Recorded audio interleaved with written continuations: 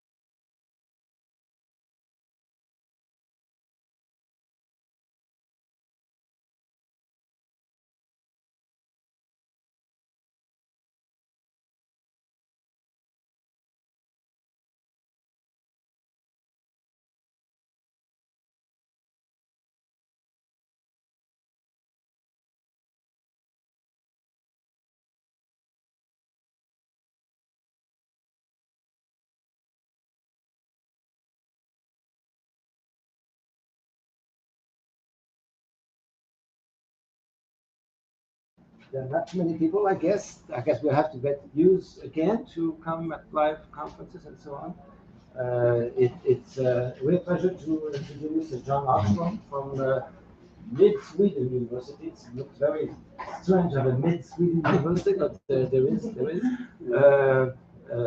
John is a great researcher, interested in many things, but I think it's I don't know whether you agree, but his main focus is on the quality of democracy, how we measure quality of democracy, but also how we measure citizens' evaluations of democratic elections, but also some really details about, for instance, the impact of early voting, the complaints that some Swedish citizens have about how elections are working, perceptions of fraud in some cases, it sounds.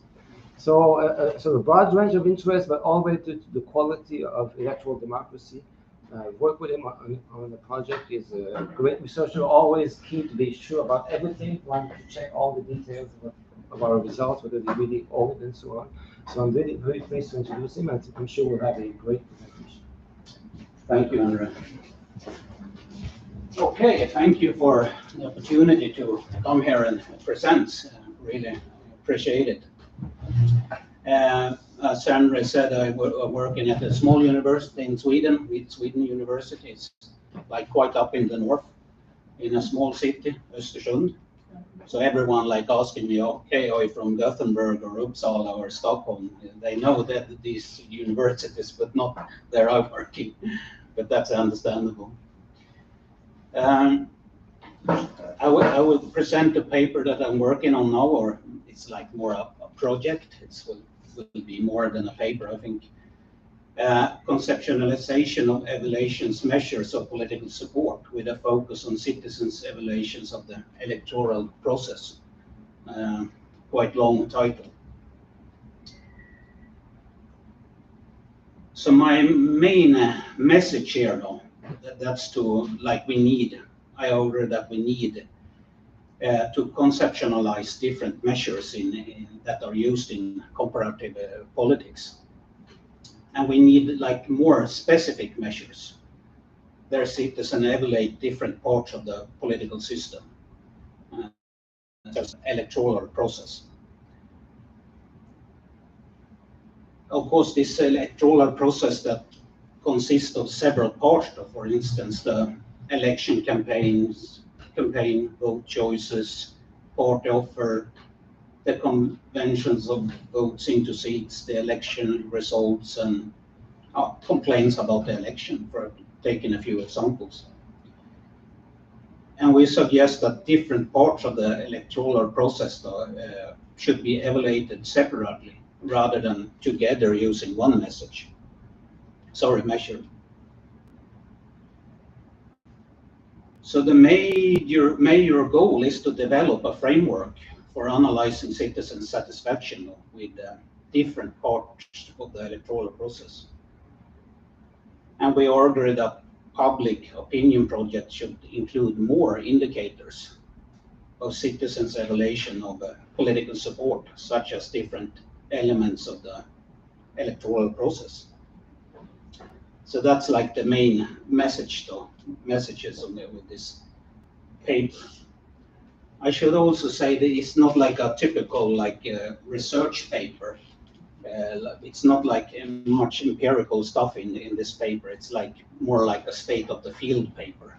Like some journals have like option to send in as a state of the field paper. Like it's a summary of the field and should inspire innovative empirical projects in the future. Papers are expected to critically address shortcomings, raise new stimulating research questions. So it's that type of paper I try to write here. This paper though have three distinctive objectives. First, we want to distinguish this concept of satisfaction with the electoral process from other similar concepts in comparative politics. And we want to clarify this concept of satisfaction with the electoral process, what that stands for, and explain different subcategories of the concept. And finally, then we outline a model though, in which we show how different measures of voter satisfaction with the electoral process can be used in empirical research. So it's some empirical stuff in the paper, but just more like to show how we can use the different measures. I will not talk much about this concept, political support, but of course it has been a lot of research about it already. Like, of course, we know Easton's book from 1965. That's a really classic book. There he presents his view on this concept of political support, and then he have an article in British Journal of Political Science, 1975. There he developed this concept, and then of course Pippa Norris had written a lot about this political support in her books. But like the thing is, like, the political support is about members of a political system that evaluate the system and its performance. And by extension then, of course, we want to know how satisfied the members are with the system and its performance.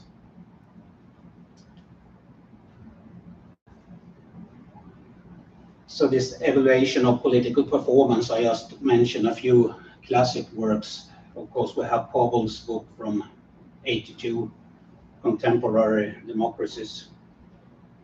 Putnam's book, of course, how making democracy works, and then maybe one of my favorites, Leipert's book from 1999, Patterns of Democracy. So there's, just to mention a few of these classical works. I assume all of you recognize this survey question, satisfaction with democracy. And of course, it's a great question. A lot of good research has been done with help with this indicator. And a lot of research had used it as dependent variable when they want to analyze citizen evaluations of political performance, like many different types of political performance. And the questions asked, though, how satisfied the survey respondents are with the way democracy works in their country. So it's a broad question. It can mean many different things. How do democracy works in your country? But I will come back to that later.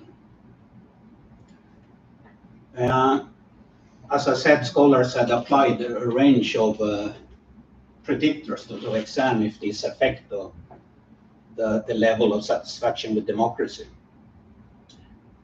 Just to give a few examples, like they had examined if the type of political institution affect the satisfaction of democracy, for example, electoral system. They had research if voters that cast their ballots for the winning party in an election are more satisfied with democracy than others are. And quite many studies have examined if economic performance affects citizens' satisfaction with democracy. So we see here we have different entries here to how to use this question, satisfaction with democracy as a dependent variable. And as the results also showing that there's many different factors like affect the variation in the satisfaction with democracy, where it leads to correlate with the measure. Previous research had, for example, found that the level of satisfaction with democracy is higher in older established democracies than in newer democracies. Like people living in urban areas are less satisfied, and that people are more religious are more satisfied with their democracy. And then several studies though report that like political institutions and economic performance affect citizens' satisfaction with democracy. So we see many different results here, what to affect the satisfaction with democracy. I will talk a little bit about limitations with this survey question. The scholars have agreed that this question is like problematic, and it had been said that the indicator captured multiple dimensions of political support, and there is no consensus as to what it really measured, and that alternative interpretations are possible. And Lind and Ekman, for example, in a article from 2003, they said like this is not an adequate indicator of support for the principles of democracy. They mean it's rather an indicator of regime performance, like more like the output or and the outcomes of the political system. And Klingemann was also like had a quite similar opinion that it measures more performance than the democratic principles. And also other researchers had said like this is mainly a evaluation of regime outputs, like not really about the democratic system, it's more about the outcomes or the outputs from the democratic system. So this question may mean different things to different respondents. And there are no consensus of what this indicator entails and what is the respondents really should evaluate. Is it like the input of the political system, or is it the output or the outcomes? So it's a broad question. And to start with, we suggest that if it's used in some ways, it should be like more specified what the respondents are asked to evaluate.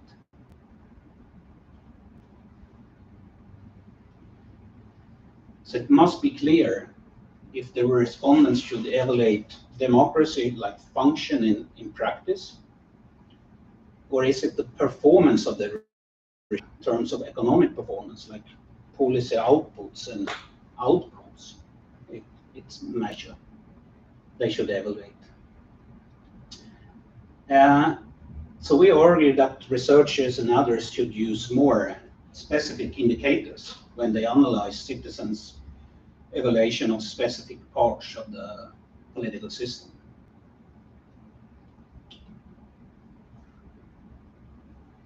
So we have worked with a conceptual framework for analyzing citizens' satisfaction with the electoral process. But first, we think it's important to distinguish the concept from other similar concepts employed in comparative politics. And the figure on next slide will show like a suggestion on this conceptual framework for analyzing citizens' evaluation of the political system. This is not really ready yet. I'm continue to like it's not like ready, so it's some things I'm still working with. But like in the top, then I mean we have like the political system. Then we can evaluate political system, and then we're talking about the political performance of political systems. But still, that's a really big concept, political performance. I suggest that we should divide it in at least two sub-concepts, democratic performance and government performance.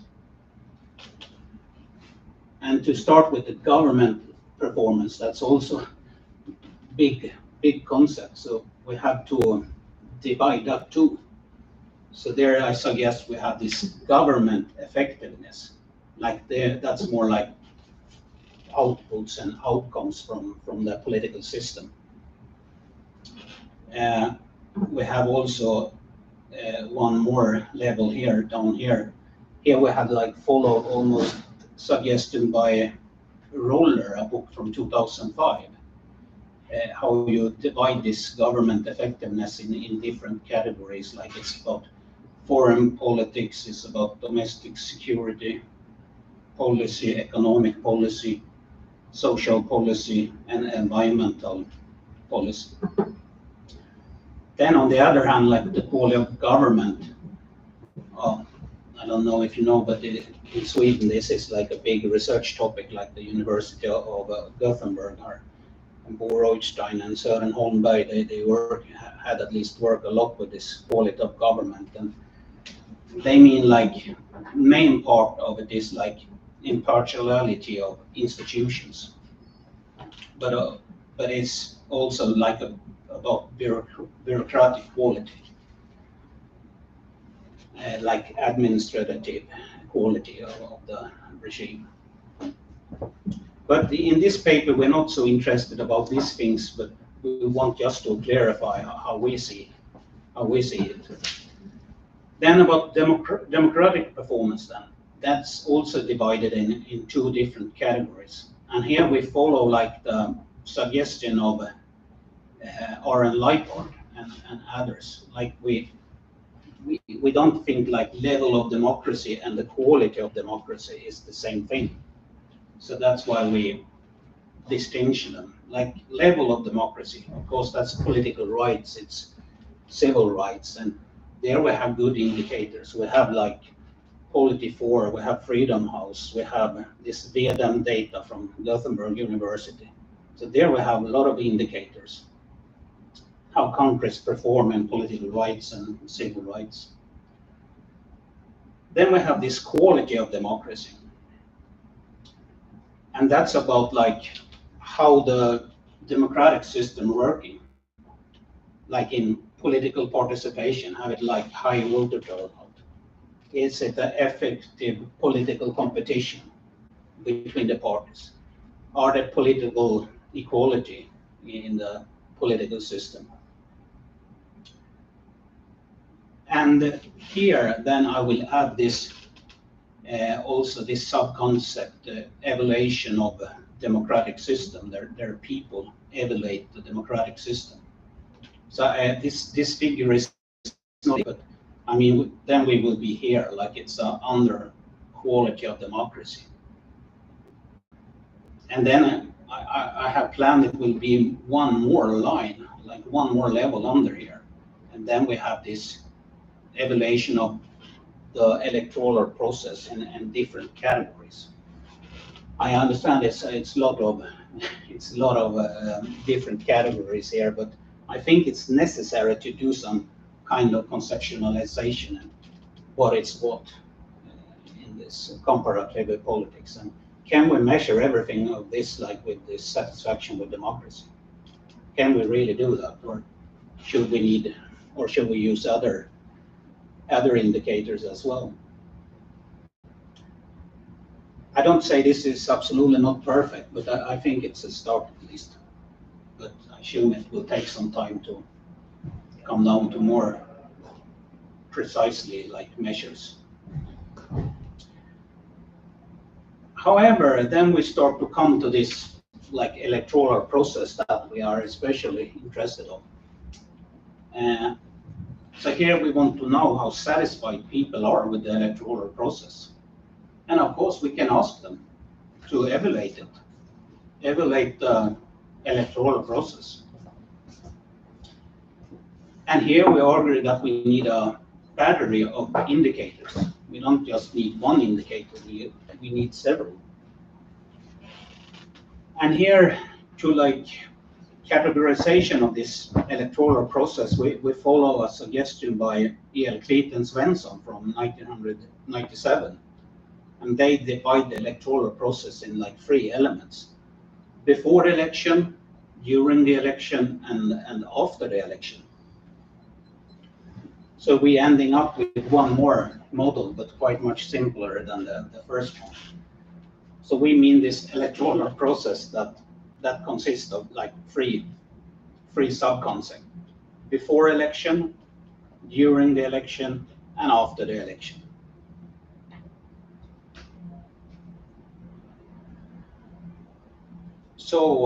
what can we be interested to ask citizens to evaluate before the election? It can, for example, go the quality of voter registration, the quality of election campaigns, supply of parties, and vote choices. During the election, of course, there are different indicators we are interested in. For example, satisfaction with the opportunity to cast ballots.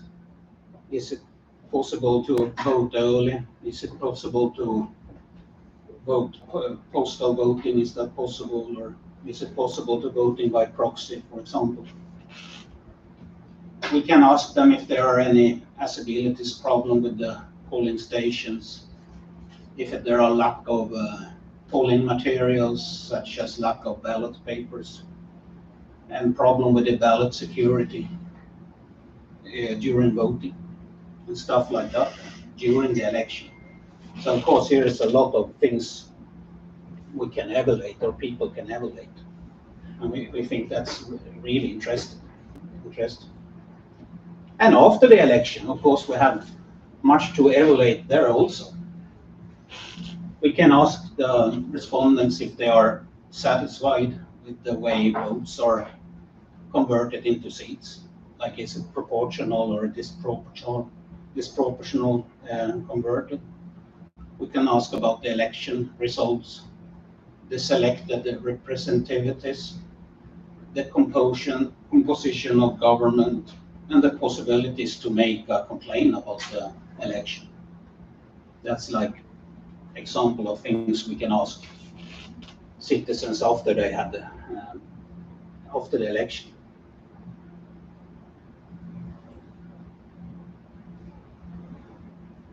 So finally, I will show an empirical example how we can use these different indicators of the electoral process. And here, Andre, me, and Carolina Plesia from Vienna University in Vienna, we performed a survey experiment in 4 Western European democracies: Austria, England, Ireland, and Sweden. And we used like specific measures though of the electoral process in different stages of the electoral process. And we had published 3 articles from using this data. So we are happy about the results from the survey experiment. But in this example, I will just use some of the data and like give example of how we can use it. So in this empirical example, it's the research question: what makes voters satisfied with the election? What makes voters satisfied with the election? So in the experiment, then we ask respondents to evaluate 4 different parts of the electoral process. And in this example, we apply these 4 questions as our main independent variables. The 2 first questions there are about evaluation of before election elements. The first question is about the satisfaction with the party offer. And here the alternatives are like 3 parties or 5 parties. They get different scenarios. And the second one is satisfaction with the voting rules. And here is the difference, like vote for one party or ranking candidates on the ranking of the parties. Like you have, as in Ireland and Malta and Australia, you can rank parties.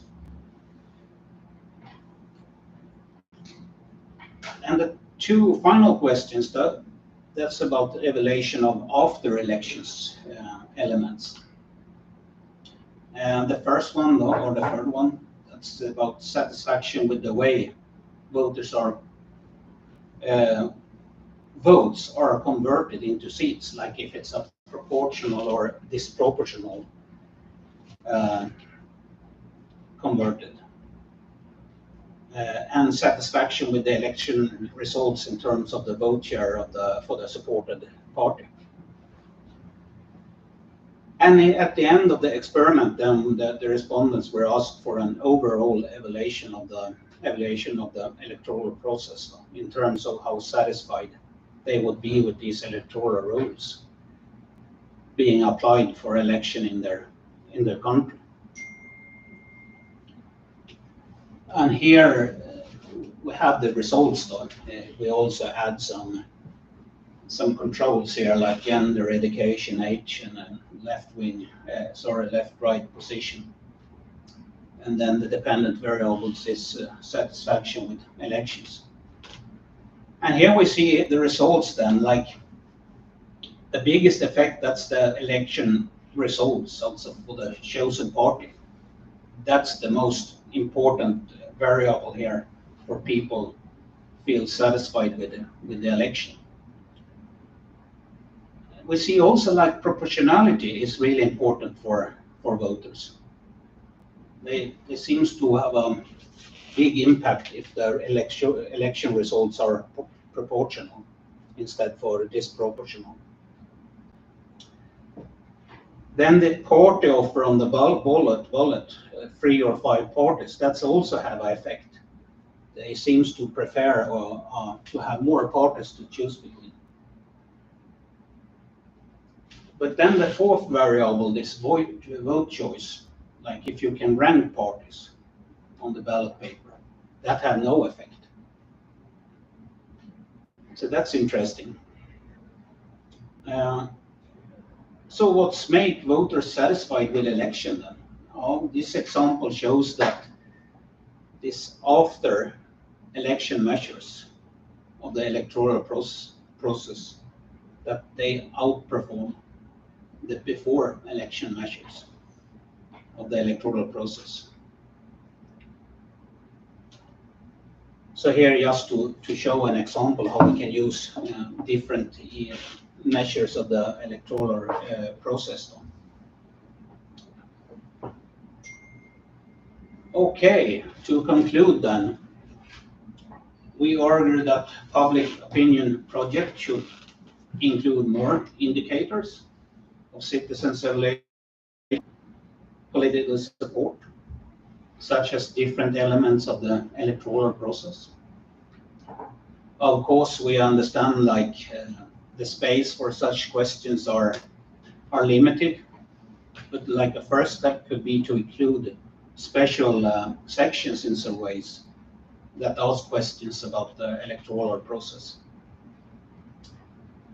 Of course, as a complement to public opinion project and to increase our knowledge about citizens' evaluation of the electoral process, we should continue to apply survey experiments that include questions and scenarios of specific elements of the electoral process.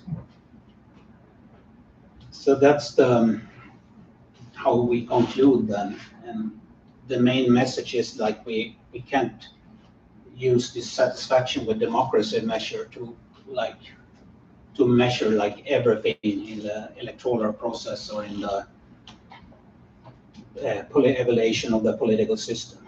It's of course it's a great indicator if it's used in the correct way, but we feel like scholars have maybe used it they say they measure very specific questions in comparative politics, but do they really measure these specific things? Is it not too broad to use it on very small items? Okay, thank you.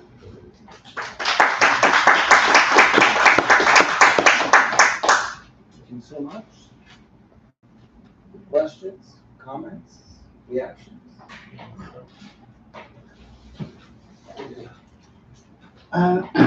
Thank you for that presentation. I share your belief that the satisfaction with democracy is a very broad measure. very difficult in my view to understand what people have in mind when they answer such question. On the other side,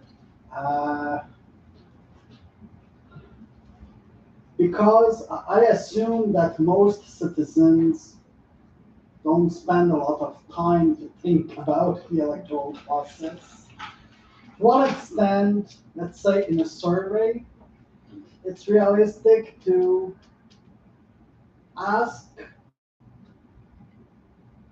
a large battery of specific questions about like the items which were at the bottom of the graph you showed us, and getting authentic answers which reflect an actual opinion, an actual attitude.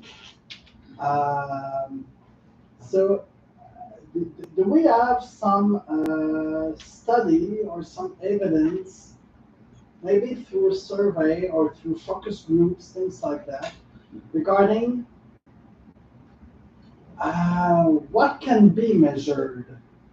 Of course, we may ask any question and people in survey will respond something. But to what extent are we going to measure authentic opinions about that? This is the I would say the large question I have in mind. Yeah.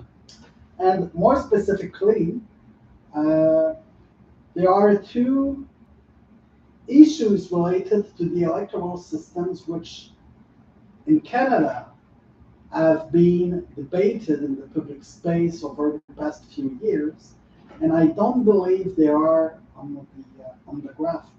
The first one is related to the financing of political party and political campaigns. We had, in the past 20 years in Canada, we had a number of political scandals relating to corruption of political parties and things like that. And generally speaking, these controversies led to major restrictions regarding who can contribute to political parties, how much money you can donate to a political party. And the other issue is internet voting.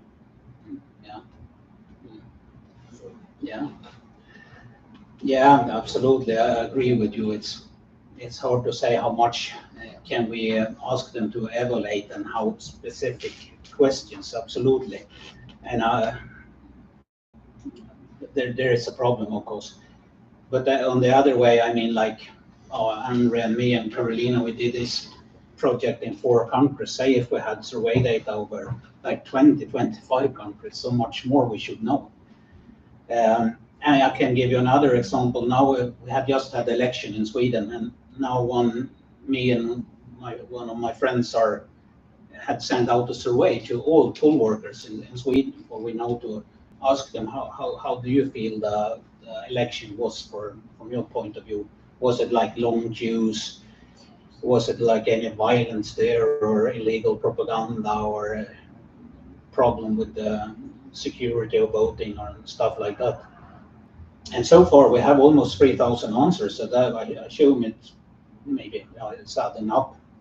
But I mean, say if we have like this type of surveys and like we had like 20, 25 countries, so much more we should know and so much more we could control for. So now it's a tricky question. I don't know if I have a good answer there and what we really can measure, but I can take another example. I was invited to the parliament in Norway. In Norway they are changing the election law now. This is some years ago. I don't know, maybe it's already done. And I was presenting the Swedish electoral system there, and they had questions. And Jörgen Elklit, I assume Andre know him, he was there and presenting the Danish election system and electoral system, and they had lots of questions. Maybe they're changing the voting districts, like make them smaller or bigger. And they also talk about this digital voting and representation. And I just told them, but why don't you ask the citizens? And they was just staring at me and asked, well, what do you mean ask the citizen?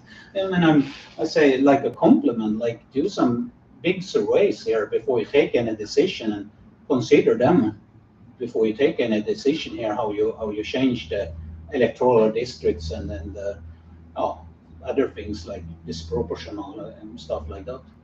And they agreed with me that, yeah, that's a good idea, but I don't know if they ever done it. But I think we should ask citizens more how they evaluate things and what they think is working.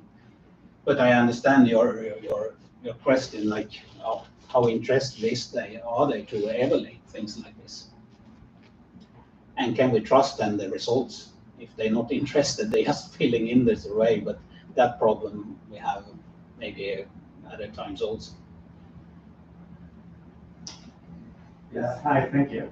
I also had Fred's concern about the practicalities of it, how do we reduce it down to a measure that we can really use in the survey. But on the other hand, if you think of like the standard measurement of personality, started off as and still as a 244-item scale, which is impossible to apply in a national survey.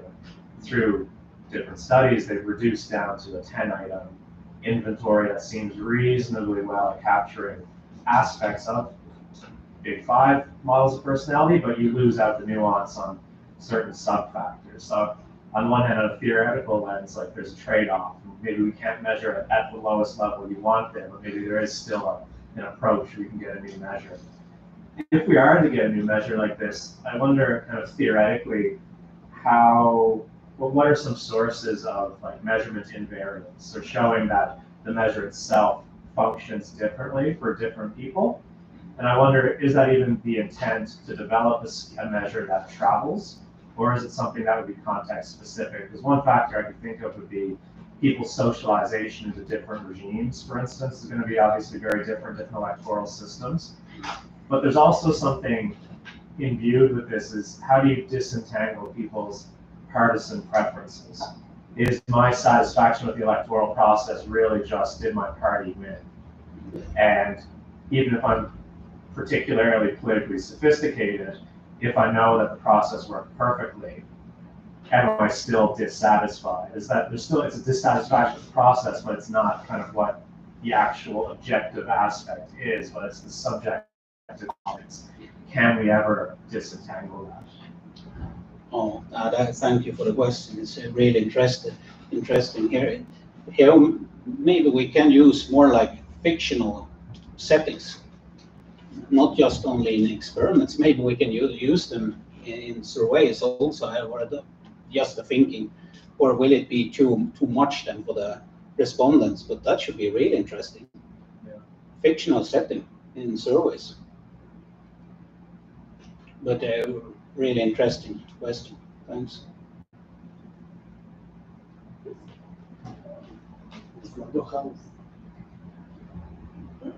Yeah, me? Oh, hi, I'm Isadora. I had a couple of questions and suggestions, or we don't have access to the survey wording. So, could you put the slide with the results, the last results, just to get a sense of? Mm-hmm.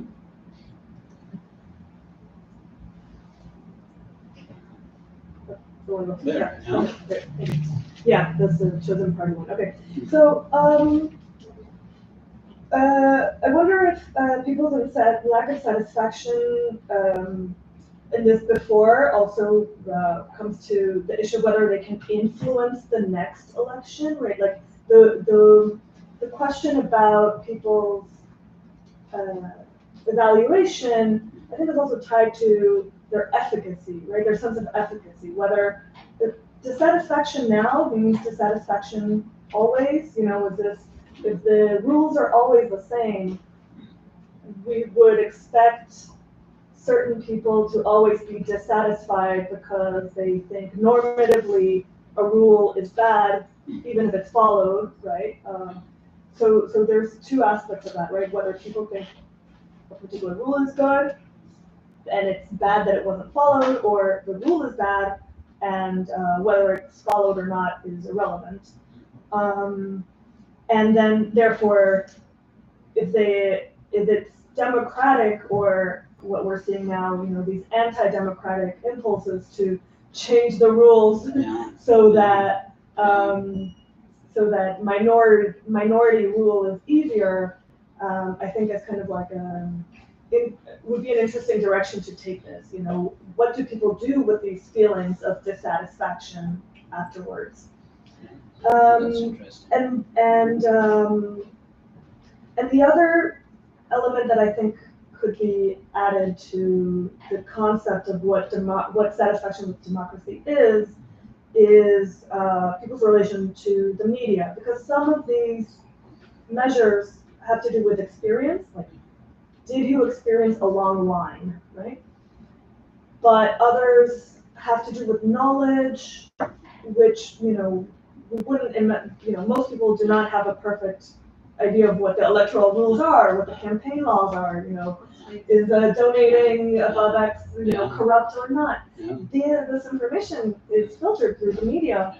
And so then it's about perception and about people's relation to the media as well. That's really interesting.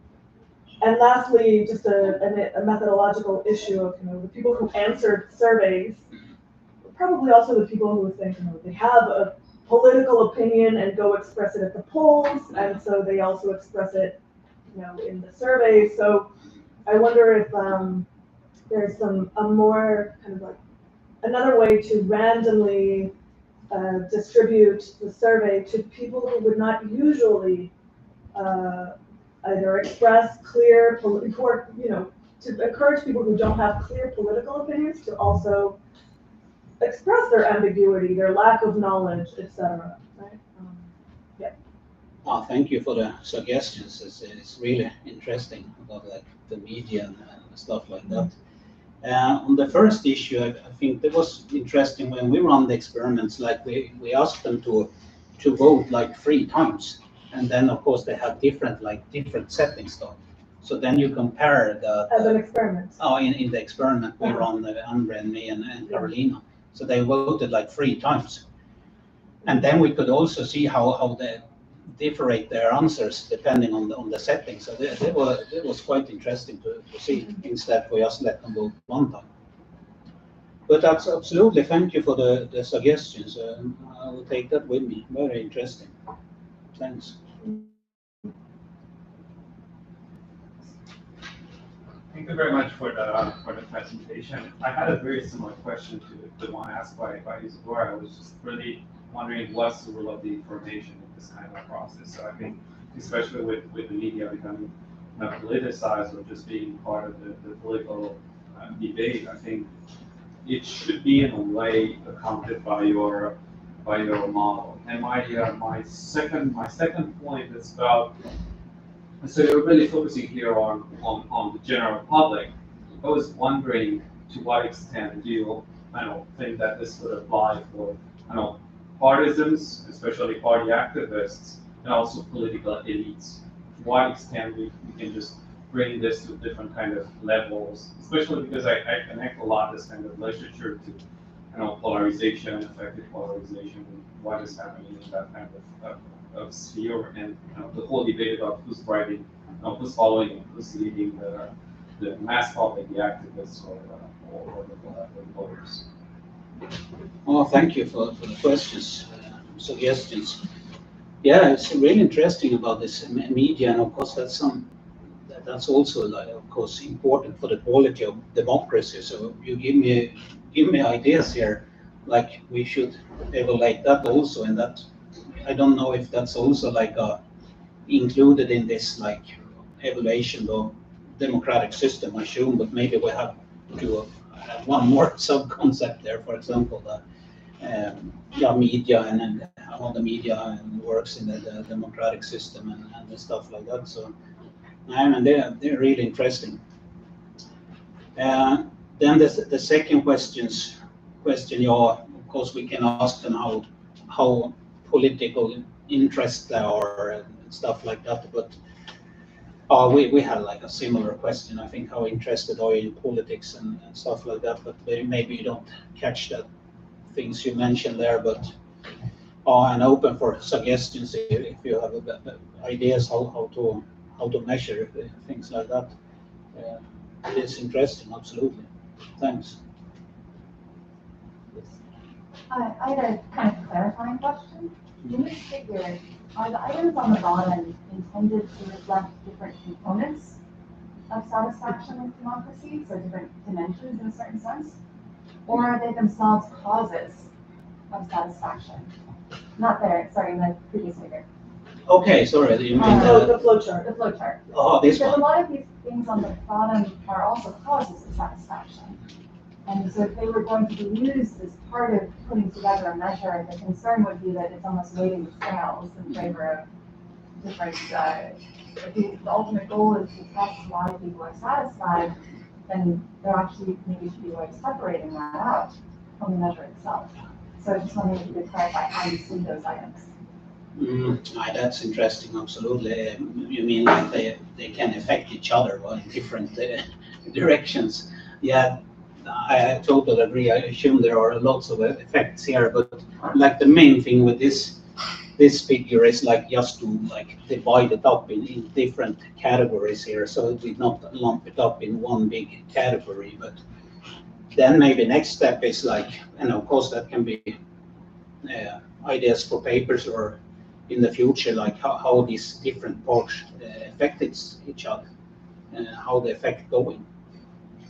Is it like many like feel like is it the high quality of democracy that will be have an effect on the quality of democracy, or is it the other way? It goes. Absolutely, there is a lot of interesting stuff there to investigate. Absolutely. Thanks. John, yes, this is a question that came to mind. And the question is, I will explain why, is should we use the word satisfaction or not? Is the question that I'll come back to. Yeah. I remember when Carolina approached me and I raised a question about should we use satisfaction, and the response was we should, because earlier surveys have used exactly those questions and we want to replicate some of their findings. Because I guess when you start, you think about support, or you talk about evaluations, and then the word satisfaction comes as sort of the way to measure it. And I wonder whether if we in the let's say evaluations, whether we should not use words like good or bad, or trying to assess how they judge different aspects of the system, and not the word satisfaction, which looks to be yes, normative words like good and bad, or things like that, or evaluate on the scale and so on. The word satisfaction is probably it doesn't quite capture support. Does it come from like marketing? Is it like is it like an importation of like, customer satisfaction? Yeah, I don't know, maybe I don't know more about that, but Why was it The genealogy Yeah, of I'm not sure. Life satisfaction, maybe. Yes. Yeah, maybe it's from there. Yeah. I don't know. My hunch might have been used in Europe. World Value Survey. Okay, started there. I mean, that's really interesting. Also, should we use words like satisfaction with the electoral process, or should we be more neutral? No, I think it should be less neutral. I think it should be more basically tapping normative.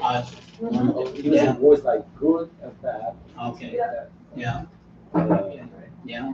On top of being more specific, I guess. Your point about being more specific about different components. Yeah. And I guess my question is whether using the word satisfaction is satisfaction. Oh, oh, Emily, interesting. It's maybe something I should take in this paper too. Should we use words like satisfaction? It's interesting. Oh, thank you. Was many good suggestions here. I have a lot of work with. Very good. Or maybe some more questions or suggestions. Questions or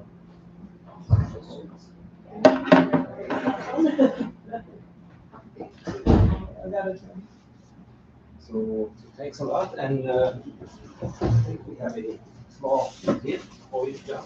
Okay. There's our presenters. Thank you very much. Thank you. You're supposed to open it. Wow. Okay. You have to open it. Yeah, take it. Okay. See what's there. Wow. It's supposed to be nice. Very nice. Okay. Wow. Really nice. Thank you very much. Thank you. Great. Thanks. Just before the drink, I